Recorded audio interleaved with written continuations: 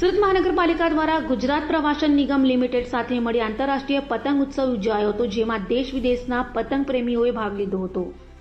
સુરતમાં આંતરરાષ્ટ્રીય પતંગ ઉત્સવનું આયોજન કરાયું હતું. ગુજરાત પ્રવાસન નિગમ લિમિટેડ, સુરત મહાનગરપાલિકા અને સુરત જિલ્લા વહીવટીતંત્ર દ્વારા અડાજણ ખાતે આવેલ રિવરફ્રન્ટ પર કરાયેલા આયોજનમાં France, Bahrain, Canada, Egypt, Sri Lanka, Mexico સહિત 25થી વધારે પતંગ પ્રેમીઓએ ભાગ લીધો હતો. તો સાંસ્કૃતિક કાર્યક્રમોથી દીપ પ્રકટ કરીને કાર્યક્રમની શરૂઆત કરાઈ હતી, જેમાં સુરતના સાંસદ મુકેશ દલાલ, પૂર્વ કેબિનેટ મંત્રી પુણેશભાઈ મોદી સહિત મહાનગરપાલિકાના પદાધિકારીઓ ઉપસ્થિત રહ્યા હતા.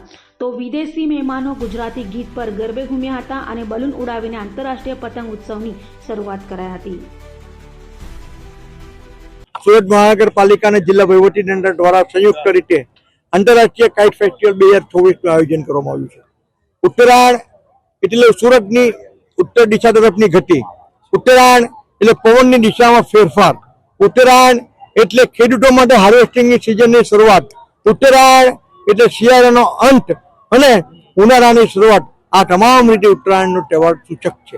મોદીજીએ 2002માં આંતરરાષ્ટ્રીય કાઇટ ફેસ્ટિવલની જે શરૂઆત કરી છે તે પરંપરા આજે પણ ચાલુ છે. આજે સુરતના આંગણે 5 થી 7 વિદેશના લોકો અને લગભગ 20 રાજ્યના લોકો આજે ભાગ લઈ રહ્યા છે. પતંગ એ દરેક માણસના જીવનનો સૂચક છે. મોદીજીએ ભારત દેશનો એ વિકાસનો પતંગ વિકસિત ભારત 2047નો જે ઉડાવેલો છે તે આજે સ્થિરતા પ્રાપ્ત કરીને વધુને વધુ ઊંચાઈ પર પહોંચી રહ્યો છે. એમાં મને કોઈ શંકા નથી.